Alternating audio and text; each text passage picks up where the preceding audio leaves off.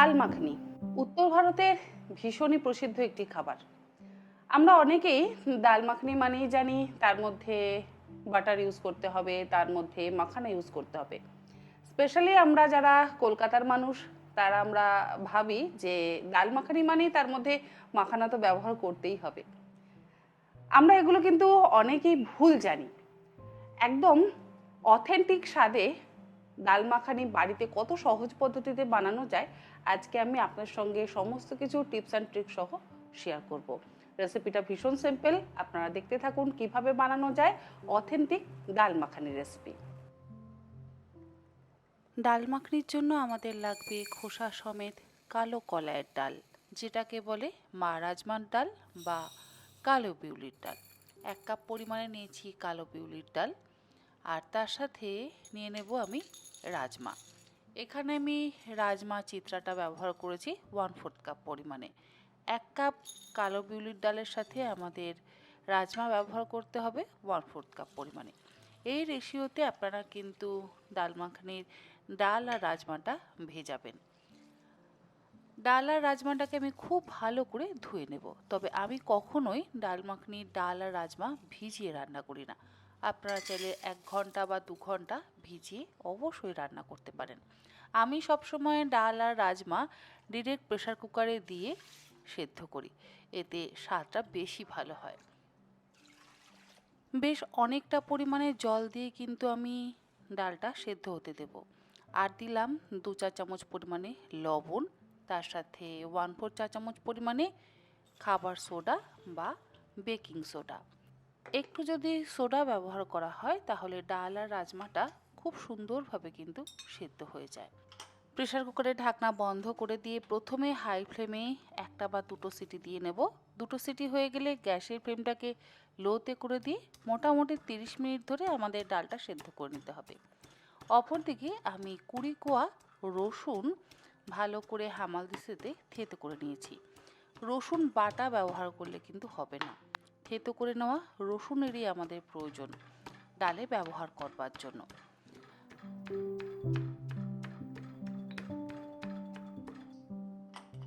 যেহেতু আমি ডাল ভিজিয়ে রেখে ডাল সেদ্ধ করছি না, সেই জন্য আমার ডালটা সেদ্ধ করতে একটু সময় লাগে, কিন্তু তাতে স্বাদটা বেশি ভালো হয়।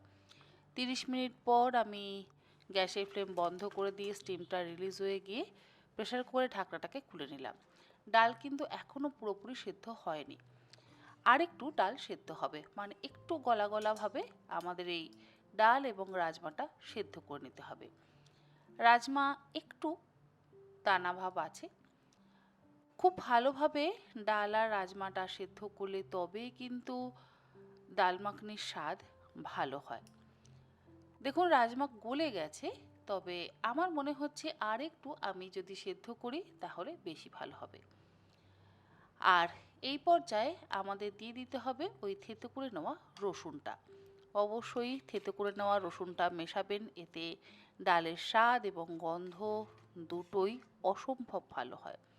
এই পর্যায়ে রসুন মেশানোর পর এর মধ্যে অল্প একটু ফ্রেশ ক্রিম বা যদি বাড়িতে দুধের সর থাকে তাহলে 1/3 কাপ পরিমাণে দুধের সর বা 1/4 কাপ পরিমাণে ফ্রেশ ক্রিম দিয়ে আবারও প্রেসার কুকারের ঢাকনাটাকে বন্ধ করে 2টো সিটি দিয়ে সেদ্ধ করে নেবেন। যদি দুধের সর না থাকে অ্যাভয়েড করবেন, শুধু রসুন দিয়ে আমার মতন আবারও 2টো সিটি দিয়ে সেদ্ধ করে নেবেন। ডালটা সেদ্ধ হতে হতে আমি বাকি মশলাটা তৈরি করে নেব।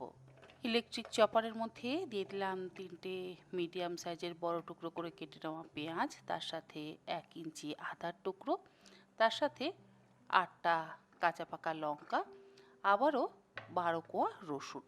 এই সমস্ত কিছু আমি একদম মিহি করে কুচিয়ে নিয়েছি। এই ডাল মাখনি বানাতে গেলে কিন্তু পেঁয়াজ আদা রসুন বাটা ব্যবহার করলে চলবে না, এরকম মিহি করে কুচিয়ে নেওয়া পেঁয়াজ আদা রসুনেরই প্রয়োজন। আর এই রান্নাটা হবে সম্পূর্ণ ঘিতে। কড়াইতে দিয়ে দিলাম 4 টেবিল চামচ পরিমাণে ঘি। ঘিটা গরম হয়ে গেলে এর মধ্যে আমি দিয়ে দেব কুচিয়ে নেওয়া পেঁয়াজ আদা রসুন। ঘিয়ের বদলে আপনারা অবশ্যই সাদা তেল ব্যবহার করতে পারেন, কিন্তু ঘি দিলে যে স্বাদ আসবে সাদা তেলে সেই স্বাদটা আসবে না। অথেন্টিক ডাল মাখনি বানাতে গেলে ঘি ব্যবহার করারই প্রয়োজন পড়বে, আর এখানে সাদা ঘি ব্যবহার করবেন। গ্যাসের ফ্লেমটা হাইতে রেখে মশলাটা ভালোভাবে ভেজে নেব। ইলেকট্রিক চপারের মধ্যে দিয়ে দিলাম দুটো বড় সাইজের টমেটো। টমেটোটাও চপ করে নেব। পেঁয়াজ, আদা, রসুন, কাঁচা লঙ্কা মিনিট 5-6 সময় ধরে ভালোভাবে ভেজে নেওয়ার পর এর মধ্যে আমি চপ করে নেওয়া টমেটোটা দিয়ে দিলাম। 5 থেকে 6 মিনিট সময় ধরে একসাথে ভালোভাবে কষিয়ে দিতে হবে। অপরদিকে ডাল কিন্তু আমাদের একদম সুসেদ্ধ হয়ে গেছে। আর অবশ্যই রসুন দিয়ে ডালটা ভালোভাবে সেদ্ধ করবেন। ডাল সেদ্ধ হয়ে যাওয়ার পর আমি একটু ম্যাশ করে দিচ্ছি, তবে সম্পূর্ণ ডাল কিন্তু ম্যাশ করব না। হাতায় আমি একটু ডাল তুলে নিয়েছি, তারপরে সেটাকে চামচের সাহায্যে ম্যাশ করে নিচ্ছি। আপনারা হয়তো বলবেন যে প্রথমেই যখন আমরা ডালটা সেদ্ধ বসাচ্ছিলাম সেই সময় তো একবারে রসুন দিয়েই ডাল সেদ্ধ বসানো যেত। হ্যাঁ, যেত, কিন্তু যদি অর্ধেকটা সেদ্ধ হয়ে গিয়ে তারপর রসুনটা দেওয়া হয় তাহলে ফ্লেভারটা খুব সুন্দর আসে। টমেটো, পেঁয়াজ, আদা, রসুন খুব ভালোভাবে কষানো হয়ে যাওয়ার পর আমি সেদ্ধ করে নেওয়া ডালটা দিয়ে দিলাম। ডালটা দিয়ে এবারে গ্যাসের ফ্লেমটাকে মিডিয়াম টু হাইতে রেখে ডালটাকে ভালো করে মশলা দিয়ে ফুটিয়ে নেব। এর মধ্যে কোনো রকম ধনে, জিরে, লঙ্কার গুঁড়ো বা হলুদ গুঁড়োর ব্যবহার কিন্তু করব না। পেঁয়াজ, আদা, রসুন, ঘি এগুলোতেই এই ডালের স্বাদ বেশি ভালো হয়। আমি এখানে 1 কাপ পরিমাণে গরম জল দিয়ে দিলাম। জলটা দিয়ে এবারে ভালো করে মিশিয়ে একটু ফুটিয়ে নিচ্ছি। 1/4 কাপ পরিমাণে দিয়ে দিতে হবে আমাদের ফ্রেশ ক্রিম। ফ্রেশ ক্রিম না থাকলে দুধের সরেরও ব্যবহার করা যেতে পারে। এই উপকরণগুলো আপনারা অবশ্যই ব্যবহার করবেন, দেখবেন আপনাদেরও একদম অথেন্টিক মা রাজমার ডাল বা ডাল মাখানি কিন্তু বাড়িতেই তৈরি হবে। ফ্রেশ ক্রিমটা দিয়ে ভালো করে মিশিয়ে একটু ফুটিয়ে নিলাম। এরপরে এর মধ্যে দেব কাসুরি মেথি। 2 চা চামচ পরিমাণে কাসুরি মেথি আমি ড্রাই রোস্ট করে নিয়ে গুঁড়ো করে ওপর থেকে দিয়ে দিলাম। তারপরে দেব কুচিয়ে নেওয়া ধনেপাতা। ধনেপাতা ছাড়া মা রাজমার ডাল বা ডাল মাখনি অসম্পূর্ণ। এই রান্নাতে কোনো রকম মাখানার ব্যবহার কিন্তু হয় না। আর দিলাম একদম শেষে 2 চা চামচ পরিমাণে বাটার। বাটারটা দিয়ে এবারে ভালো করে মিশিয়ে নেব। তৈরি হয়ে গেল দুর্দান্ত স্বাদের অথেন্টিক ডাল মাখনি। এই উপকরণগুলো ব্যবহার করেই আপনারা ডাল মাখনি বানাবেন, দেখবেন আপনাদের বাড়িতেও ভীষণ সুস্বাদু ডাল মাখনি কিন্তু তৈরি হবে। শুধুমাত্র এই উপকরণগুলো ব্যবহার করলেই কিন্তু অথেন্টিক ডাল মাখানি আপনারা নিজেরাই বাড়িতে বানিয়ে নিতে পারবেন। আলাদা করে ধনে, জিরে, হলুদ, লঙ্কার গুঁড়ো ব্যবহার করবার কোনো প্রয়োজন পড়বে না। এটা আমার ভীষণ পছন্দের একটি খাবার। আশা করি আমার আজকের এই অথেন্টিক ডাল মাখনির রেসিপি ভালো লাগলো।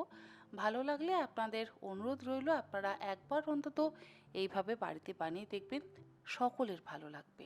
আমি আজকে ডাল মাখনিটা খাবো তন্দুরি রুটির সাথে।